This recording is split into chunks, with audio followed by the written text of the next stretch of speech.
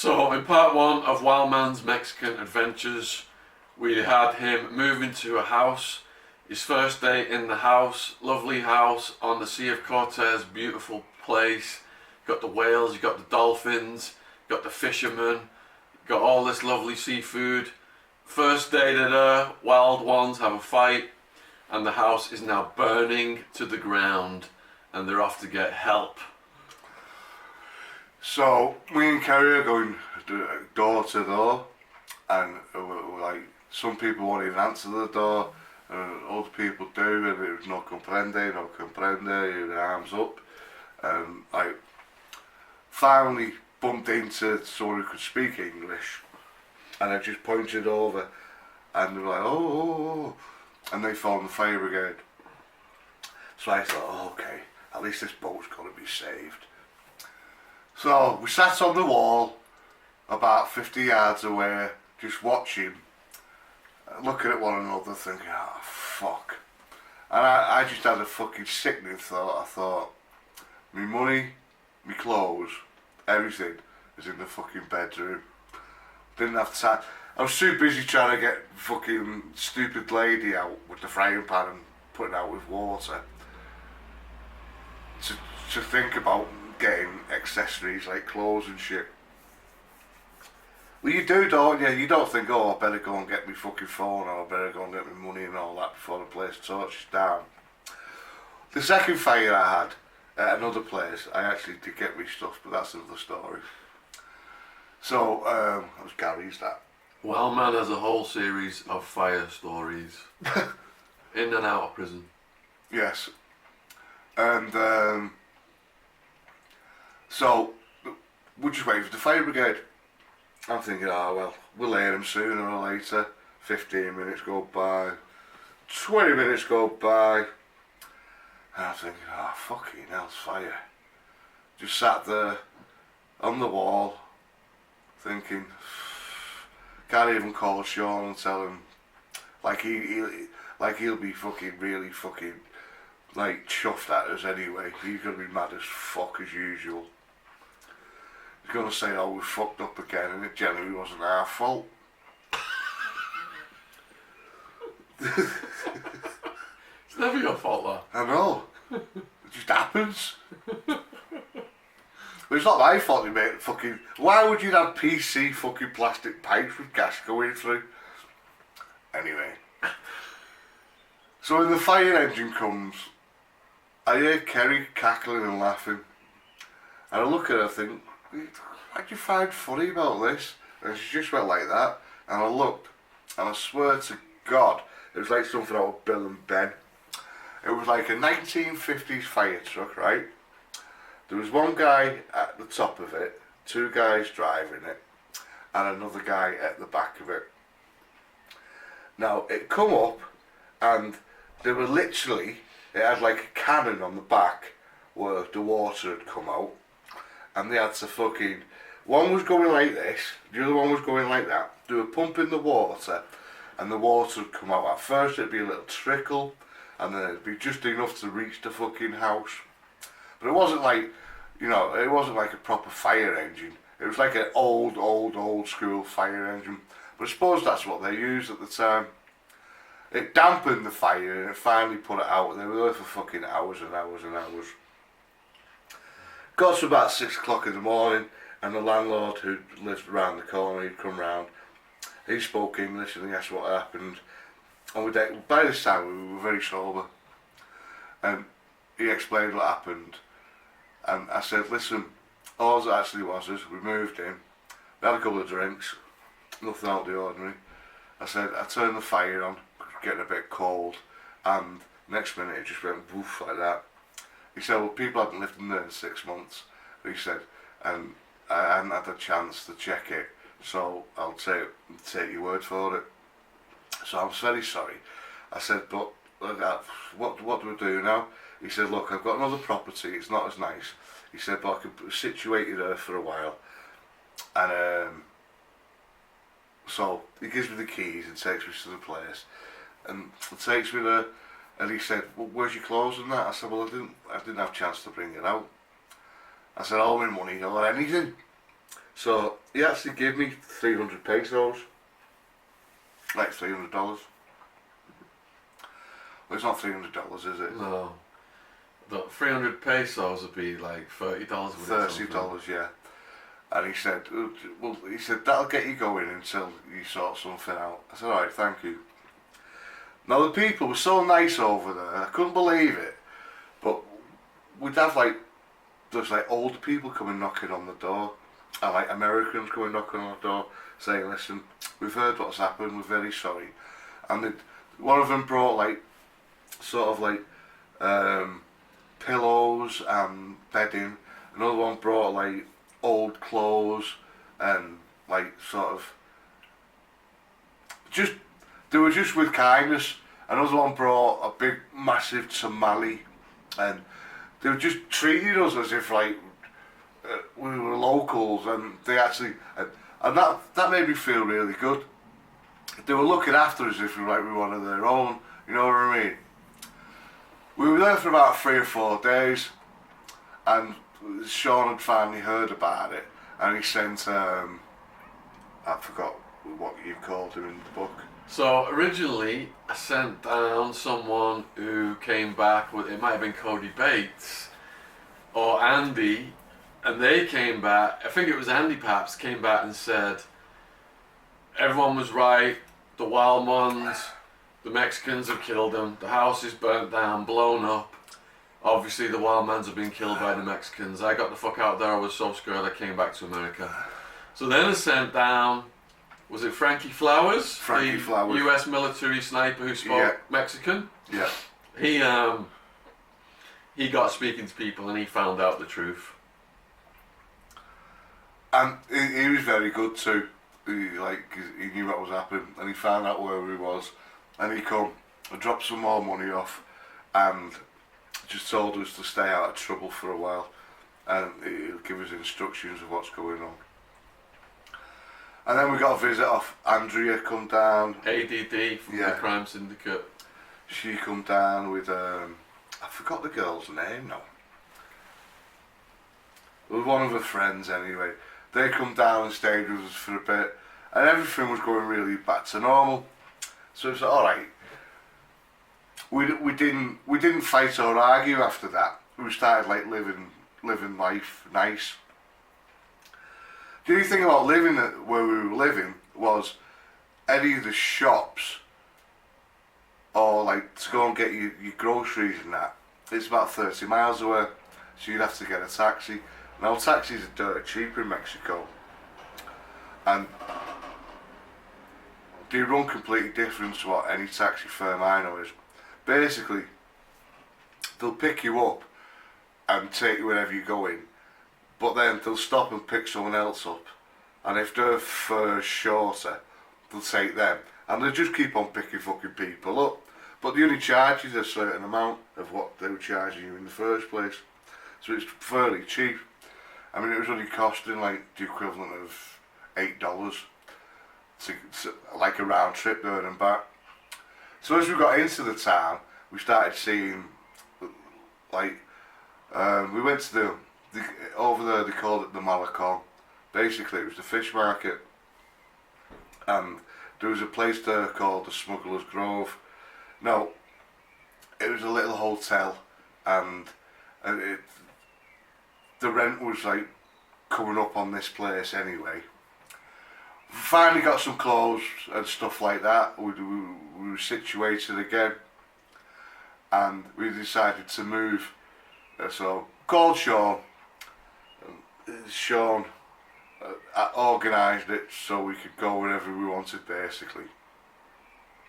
But we kept the price range really smooth. I mean, at one time we got a house round there as well, didn't we? We had a beachfront condominium.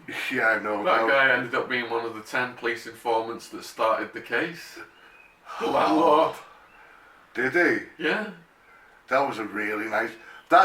Shaun had actually moved me up by then. By now I'm just staying in places where I'm not saying cheap rent, but £500 or £600 a month. And it's decent for over in Mexico anyway.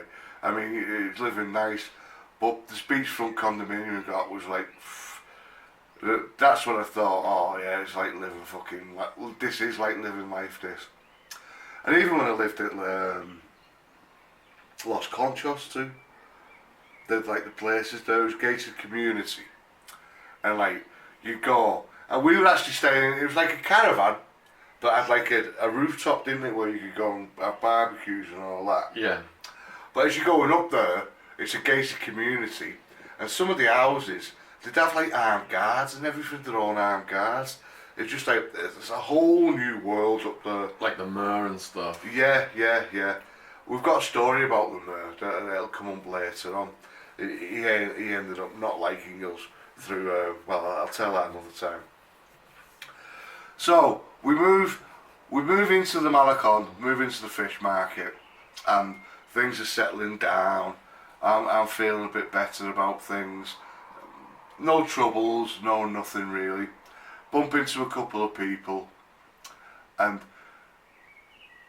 I ended up getting, a shipment of E had come through. They stopped off to see me before they were going to the UK. Go in to see Atty, and I'd take a few out, but not a load, not enough for Shaun would say like fucking, why have you took 1,000 fucking E's? I'd just say like 100 or something, just to fucking basically keep me going, just like extra spends really. And the reason why I do that is because what I do is, there's people that live in there actually on the beach, but come over weekend, as I'm living there, from Monday to Thursday, it's very, very quiet. It's like, it's locals only. You'll see a lot of like Mexican senoras sweeping the steps, and like as stray dogs go by, they twat it on the head. For no apparent reason, the dog's just walking by and they get twatted on the fucking head. Or you see people running by and fucking trying to kill a dog with a fucking piece of rebar. And like, these dogs would follow you. And I thought to myself, well, instead of fucking thinking, oh, I'm going to get bit all the while, I thought, you get cheap vaca, you get cheap beef in Mexico. So I'd buy a little bit of beef, and like, the local dogs were around, there's only 4 of them. I started feeding them just on a daily basis. And then, but when I'd ever go for a walk anywhere, they'd follow me, but instead of trying to bite me, if other stray dogs come, they'd attack them. So I got to thinking, well, this works in theory with the dogs. Now, these beach people, they sat there and they're just selling like pots and stuff like that on the beach pottery, and a bit of like Mexican art. And I thought, these could be slanging E for me here. If it works for the dogs, it works for the beach people. Yeah. So, I mean, we were getting the pills at a stupid price anyway. I was actually giving... Free?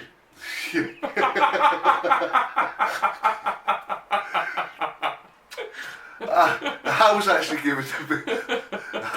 giving the beach people pills for like the equivalent to like say £9, $9, something like that, and they'd sell them for 20, 25. So you get a couple of them what got the hustle on. They soon moved from living on the beach. Now I mean living on the beach with just like a little fucking a little canopy over them, to actually moving into like a little shack. Now it's still, you think, oh, a shack, but it's a roof over their head, and they're really, really, really fucking, they're liking this. Because they're thinking, well, I've got a roof over my head, I've got a bit of money in my pocket, and they're loyal. So now you've got your dogs what are fucking loyal, because you can give them a bit of fucking vaca, and you've got the street people who are fucking loyal. You're starting to like be, like, I was actually there for just over a year too. I stayed in Puerto Penasco for just over a year. So I got to know a lot of people, and as we were going around, getting to know people, we travelled into the town a bit more, and I found out where the local fucking place where you get crackers, and the taxi driver would take you. We found out the rodeo. Oh, the rodeo! Oh, That was a thing like out of Twin Peaks. yeah. It was a mix between Twin Peaks and that San Antonio, or what was it called? The fucking The vampire one in Mexico. yeah, where it's out of the way. Like that Tarantino, what was it called? Yeah. There was a From Dusk Till Dawn was one. From Dusk Till Dawn. Yeah, it's a bit like that, wasn't it? Yeah, you'd walk in this bar and it'd be like a lot of like old people. They don't serve pints in Puerto Penasco. It's you get a litre bottle of you either drink Tecate or you drink San Miguel, not San Miguel, Tecate or what was the one? Dos Equis, the one with the 3 X's. And when you go to wherever you're getting it from, they'll just literally give it you in a bag, and then they'll go to the ice, get a big scoop of ice, and put the ice in with it. So, and you can just drink it all around the street, ice cold. The pharmacy, if you turn around and like you want some Somas or some Zantex or whatever, £1 a pill. No matter what you fucking wanted, £1 a pill. You get off your fucking head on pharmaceuticals. $1 a pill. Yeah, $1 a pill, sorry. So, well, I'm starting to sort of like live life around here now. Starting to sort of, I've people getting to know me, but I'm not sticking out. I'm not like throwing money around here, there, and everywhere. I live like the locals did. I'd go to the Caliente. There was a bar called Caliente, and I'd go to the little betting shop, and I'd be betting on stuff. Spend a $10. You didn't go to any titty bars at all in Mexico. Found out the 3 best titty bars there was there, and then got friends with the owners there, and I thought, well, that's all good, because you know when I go in there, it was fucking sell a couple of E. I ended up having a girl called Jill, and she brought me that little American pit bull. Turbo Dyke. Yeah. She actually brought me a dog over. She brought me a red-nosed American pit. I ended up keeping it for a bit, but selling it to one of the titty bar owners, and he gave me good money for it. But that's another story. There's so many stories that combine into one another, basically. But people asked for me life in Mexico, and this is like, I've got a lot more to tell about it. Really, a lot of it's day to day, Monday to Thursday, it's just living day to day. But come weekend, I'd have these street vendors. Victor? Yeah, I remember Victor. He was on the corner of Calle 13. That was just the name of the street. He was on the corner there, and it was like the main strip of Puerto Penasco, where all the holiday shopping and all everything, where the bars were, where everything was, where the titty bars were, and just on the side streets, on the Calle 13 and stuff like that, is where you'd see the crack dealers. You just go by, and you just stop, and they'd give you fat fucking rocks, and I mean fat rocks. You get a fucking bag of fucking, it was only dirt bush, but you get like an ounce for like $20. But it'd bring you down. But the bags of rocks I was interested in, because I'd give 2 pills for a big fucking fat rock like that. And I thought, oh fucking hell, life's good here, man, know what I mean? She'd say, she wouldn't even mind either, because I wasn't going out and spending the money Shaun had actually given me on drugs, because I was accumulating with the free drugs that Shaun had given me, and the free drugs that Shaun didn't know that he'd give me. And you were off the meth. That's what I was off the meth. The meth is what some of the stuff that's caused you the craziest behaviour. I wasn't doing meth at all. I had meth for fucking ages. Of a weekend I'd have a big fat rock. I didn't only smoke weed. And I'd put weight on because I was drinking like just fucking 40s. Like fucking the Dos Equis. And like, of a weekend I'd go and get a fucking bottle of Mascal and drink that. You know, the one with the worm in it. But I'd never eat the worm. I thought that was just fucking disgusting. But we do tourist shit too. Of a night time, we'd put some nice clothes on, and we'd go to the hotels, sit there on the fucking beachfront, eating fucking like fresh fish food, and like life was fucking really good. I really started enjoying it. I thought to myself, yeah, I could actually stay here and stay out of trouble. I've got these dogs, what normally snap at you, and fucking, when I first got there, you'd carry a piece of wood to fucking knock them away, because when you're walking around and coming like fucking, just like growl at you.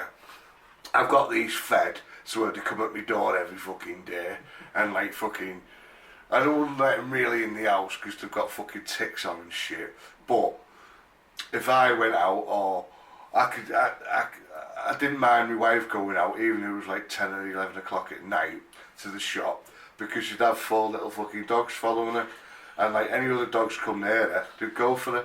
And not just that, sometimes I'd get that fucking drunk, I couldn't find my fucking way home. I'd always end up home, because the street people that had helped from living on the beach, selling them cheap fucking eat, and they'd sell, and they'd make themselves a few quid, swear to be living in shacks, they'd guide me home. So I was like, sort of like, I don't know, it felt really good, and we'd have barbecues. A good guy from Oregon come over called Shaun. Stayed friends with him, still on Facebook with him now. He'd come over and stayed, and like we were kicking it, and the guy that we sent for, he's, what was his name? Probably best leaving that name out. Oh. Another gullible American came, and we ended up having him go and do e-runs for us. The smuggler. What went terribly wrong, but it was his own fault why it went wrong. But yeah, life was really good, and then every couple of months, Shaun would have, basically he'd have people, can I tell this? Yeah, go for it. He'd have people going to Mexico City. We were trying different routes. We were trying because Hermosillo, Mexico City, Air France to Paris, Paris train to Holland. And we thought of in the post too. So he'd have some books sent to me to the local post office. Remember that time when we thought that'd work? Yeah. I won't say his name, let's just call him the Rabbit. He was like gluing them into books and gluing them into annual reports and accounts and stuff like that. So people come and see us after they've been on the run, so whatever Shaun had them doing, they bring the drugs to me, and like they come and kick it with us, and we go and have meals with them and that, and then Shaun would come down, or if not Shaun, one of his girlfriends or anyone really within the family, pick them up and bring them back over the border. The person that brought them in very rarely had to run them over the border, did they? Yeah, so the person who smuggled them from Europe, Mexico City, Hermosillo to Rocky Point where Wildman was, Puerto Penasco, then they'd get changed up to other smugglers who'd take them over the Arizona border in cars with like University of Arizona stickers and all student stuff and diving tanks and all that kind of shit. Always made sure the headlights worked and holes were, because it's stupid little things that you can get pulled up over. And nobody ever got busted. And they all look crossing the border. And they all look like clean American good people. Without criminal records. Without criminal records, yeah. And when they'd go, I'd feel sad for a little bit, but then I was having a good life myself there. I wasn't, whenever they'd go, I'd always end up with a nice bag of pills. So I think, well, I've got, Shaun's giving me income, Shaun's paying me rent, I'm doing my little service, plus I've got my own little thing going on here. Ended up at spring break. Spring break was the best time ever, because Sammy the Bull and his fucking goons would come down, and like fucking... Sammy the Bull's goons were down there, and his sellers. The Bull himself, he never left Arizona. No, he was a rat. And like people worked for him knowing he was a fucking rat. And you'd get lots of acid as well. Yeah, yeah. Gel tabs. Robert, I forgot what they were called, but I ended up with plenty of acid and like fucking, and then doing all right over there. Really, I'm thinking to myself, I can sustain and fucking get on over there while Shaun's doing his stuff over there, and I'm actually staying out of fucking trouble in a way. But that won't last. Because everyone knows, fucking in Mexico, you always put fucking $100 bill in your socket, on your sock, or a couple of 20s. If you ever get stopped for anything, you get caught with anything, you just fucking give the policeman it. So I'm getting to know the local people now. And Victor, it was one of them, where I'd give him 10 pills on the Saturday. Right, let's start the Victor story in part 3, because we're about to run out of time of part 2 right now. It's about to shut down. So if you've enjoyed this story of Wildman's, put your questions, your comments in the description box below the video. I'm sorry, in the comments below the video. In the description box is Wildman's playlist. 40 plus videos, all Wildman. You guys want more Wildman? It's all right there. Hours and hours and hours of endless Wildman. Watch it on your TV, your phone, whatever. This is a build up to things what go pear-shaped, by the way. It's not all roses. As you can imagine, things never stay stable in Wildman's life for very long.